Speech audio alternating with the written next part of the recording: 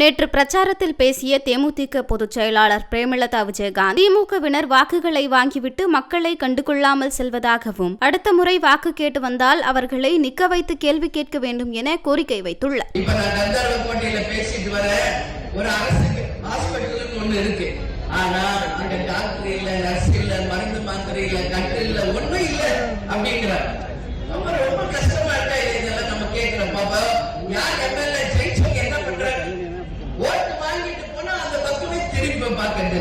அதோட அடுத்த தேர்தலுக்கு வந்தா எப்படி மக்களுக்கு நீங்க கொடுத்த வாக்குறுதி நிறைவேற்ற முடியும்?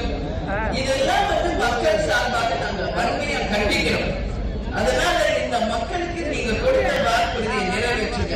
இந்த மக்களுக்கு சொன்ன அட்லீஸ்ட் ஒரு நல்ல பேருந்து நிலையம், ஒரு நல்ல கவர்மெண்ட் ஹாஸ்பிட்டல், ஒரு சிறந்த கல்லூரிகள் ஏதாவது அமைச்சிருக்காங்க. இல்லைன்னா உங்களை எப்ப நீங்க வந்ததுக்கு என்ன பலன் இருக்கு யோசிக்கணும். நீங்க அப்படி செய்யாதவங்க அடுத்த தேர்தலை ஓட்டு கேட்டா நிக்க வச்சு நீங்க எல்லாம் கேள்வி கேட்கணும். கேட்பீங்களா? கேளுங்க. அப்பதான் உங்களுக்கு எல்லாம் உரைக்கும். இல்லைன்னா இப்படியே உங்களை ஏமாத்திட்டு 100 சோறு பீருன்னு கொடுத்து தேர்தல் நேரம் வந்தா ஓட்டுக்கு காசு கொடுத்து இப்படியே ஏமாத்திட்டு போயிடுவாங்க.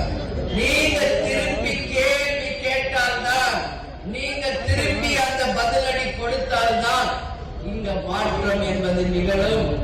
கேப்டனும் 50 வருஷம் மக்களுக்கான சினிமாவையும் அரசியலையும் பேசி பேசி பேசி இன்னைக்கு தெய்வமாயிட்டார்.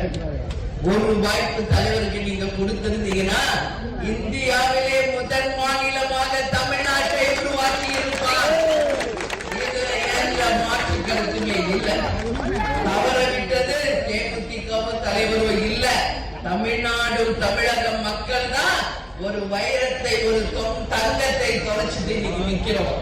இன்னைக்கு அவர் இல்லாத போது அவருடைய அருமை பெருமை எல்லாம் யூடியூப்ல மக்கள் பார்த்துட்டு இருக்கீங்க உலகம் முழுக்க.